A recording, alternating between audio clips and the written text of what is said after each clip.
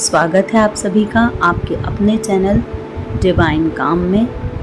आज हम परमहंस योगानंद की पुस्तक ऑटोबायोग्राफी ऑफ अ योगी के फर्स्ट चैप्टर पर चर्चा करेंगे और उसका सारांश देखेंगे। परमहंस योगानंद एक महान भारतीय योगी संत थे जिनका जीवन और शिक्षाएं लाखों लोगों के लिए प्रेरणा स्रोत बनी। उनका जन्म 5 जनवरी 1893 को उत्तर प्रदेश के गोरखपुर में हुआ था। उनका वास्तविक नाम मुकुंद लाल घोष था। बचपन से ही उनका झुकाव आध्यात्म के प्रति था और युवावस्था में ही उन्होंने ध्यान और योग की साधना शुरू कर दी थी। योगानंद का जीवन एक गहन आध्यात्मिक यात्रा थी। वे स्वामी श्री युक्तेश्वर गिरी के शिष्य बने, जिन्होंने उन्हें ध्यान और योग के गूढ़ रहस्य से परिचित करवाया। योगानंद ने अपने जीवन का अधिकांश समय ध्यान, योग और आत्मज्ञान के प्रचार प्रसार में बिताया। 1920 में वे पश्चिमी देशों में योग और ध्यान विधियों का प्रचार करने के उद्देश्य से अमेरिका गए। वहां उन्होंने योग और ध्यान की प्राचीन भारतीय परंपराओं का ज्ञान फैलाया और सेल्फ रियलाइजेशन फेलोशिप नाम की संस्था की स्थापना की, जो आज भी योगानंद की शिक्षाओं को विश्व भर में प्रसारित कर रही है। योगानंद का जीवन आत्म साक्षात्कार, ईश्वर प्रेम और मानवता की सेवा के लिए ही समर्पित था। परमहंस योगानंद की ऑटोबायोग्राफी ऑफ अ योगी एक आध्यात्मिक कृति है जो उनकी आत्मकथा के माध्यम से योग, ध्यान और आध्यात्म की गहराइयों को उद्घाटित करती है। इस पुस्तक का पहला अध्याय है जिसे my parents and early life कहा गया है।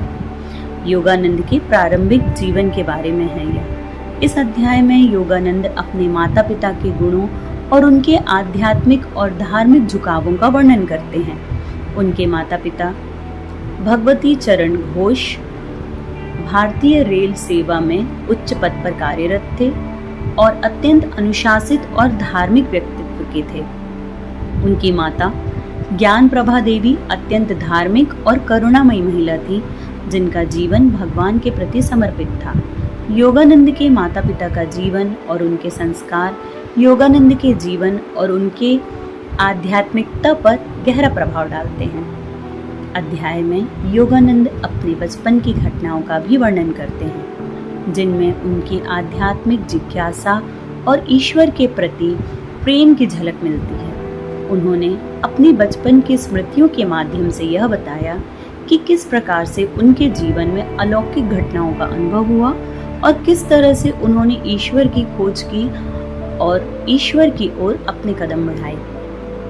एक महत्वपूर्ण घटना का वर्णन करते हुए योगानंद बताते हैं कि जब वे केवल 8 वर्ष के थे तो उनके पिता ने उन्हें बताया कि उनकी मां का निधन हो गया है।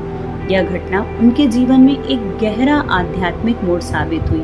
उन्होंने अपनी मां की मृत्यु को आध्यात्मिक दृष्टि से देखा और इसे ईश्वर की लीला के रूप में स्वीकार किया।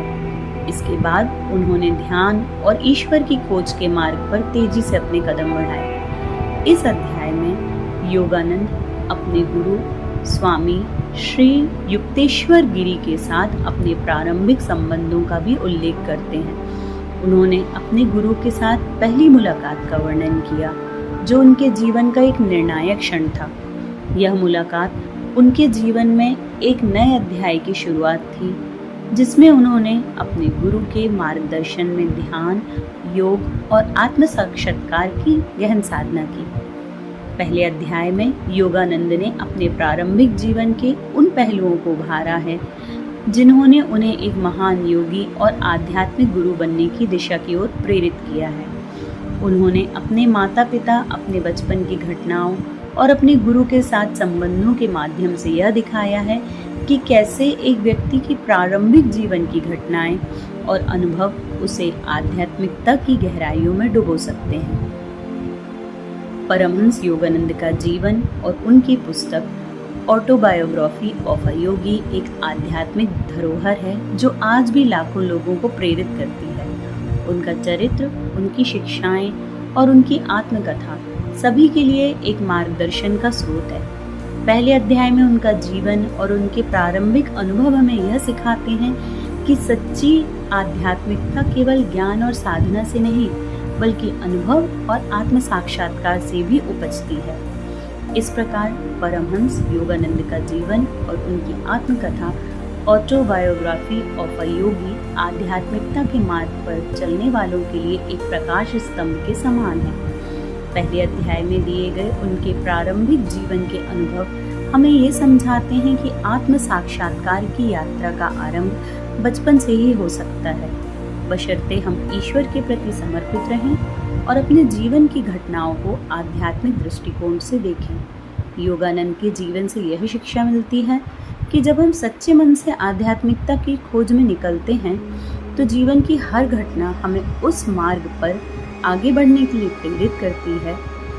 इस पुस्तक का प्रत्येक अध्याय हमें उस दिव्यता का अनुभव करवाता है जो हमारे भीतर विद्यमान है और हमें आत्म साक्षात्कार की दिशा की ओर लेकर जाता है। धन्यवाद।